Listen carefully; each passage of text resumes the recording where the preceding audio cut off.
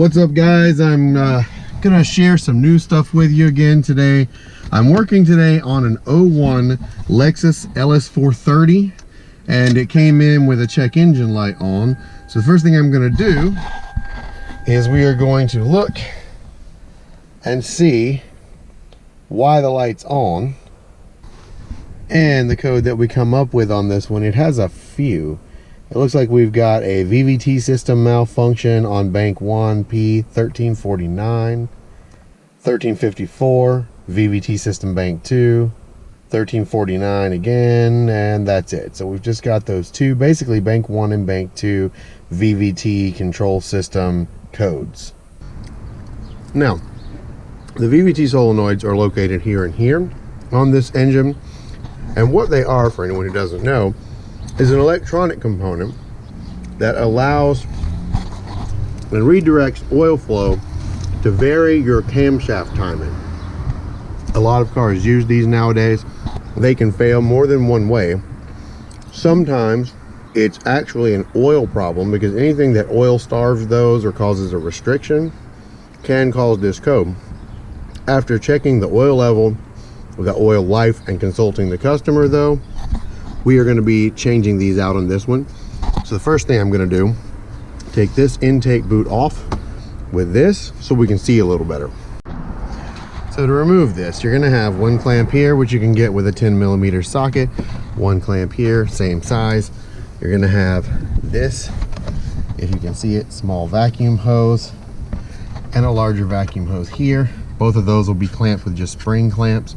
There is also a hold down bolt down here for this box, but on this particular car that was missing. Once that's off, be prepared. You'll probably have to fight with this side, especially if it's been on there a long time. I did. But once you get all that off, this will all lift out of the way, and you will have a much better shot of the VVT solenoids. This is one of them right here. There's another one on this side. We are replacing both of them today. All you have to do to undo these is squeeze the top of this one electrical connector and pull it up, and do the same on the other side, like so. Then we're going to pull this 10mm bolt and this 10mm bolt, and then with a little wiggling and prying, they should pull straight out on both sides. And one little trick with these that I use on a lot of VVT solenoids is if you will turn this slightly sideways, because it'll usually turn even if it doesn't want to pop up, you can get a screwdriver under it and just pop that up. Usually once it moves a little bit, you can wiggle and pull, and it will come the rest of the way out like that, no problem. And here you can see the oil passages and the piston on the inside, and then this is the electrical connector. So that's how that moves that and varies where the oil gets sent within that system. Sometimes they fail because they'll actually get stopped up in here, and sometimes, and we suspect in this particular case, the actual electronic piece will fail and it just won't be able to move it. But regardless, now we're going to swap the new ones in. That we're using for these are left and right specific.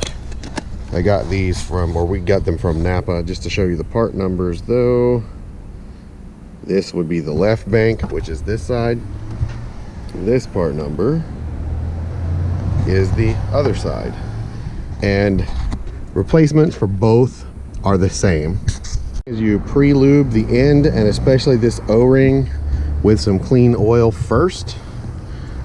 When you go to put this in, you will have to kind of snake it around some wires and stuff. It's kind of tricky to do one-handed, but when you get it lined up and perfectly straight, if you just wiggle a little bit, it should slide in fairly easily. I'm getting bound up though.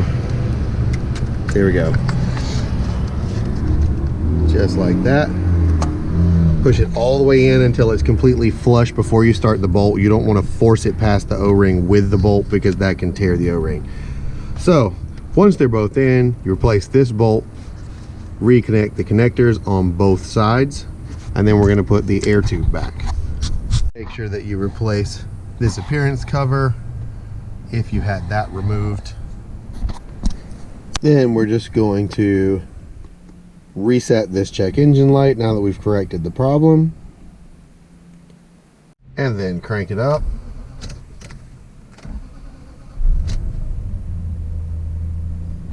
And now, as you can see, the previously mentioned check engine light is off. So it looks like this one was a success. I will drive it around the block just to make sure that everything's good there. Another thing, like I said, oil is important on these, so make sure just in the process of this that you check the oil and that it's full and all of that. You really shouldn't lose any oil during this though, as if the engine's off, you're not going to have much oil up that high in the engine anyway. But if this video was helpful to you, make sure that you drop me a thumbs up.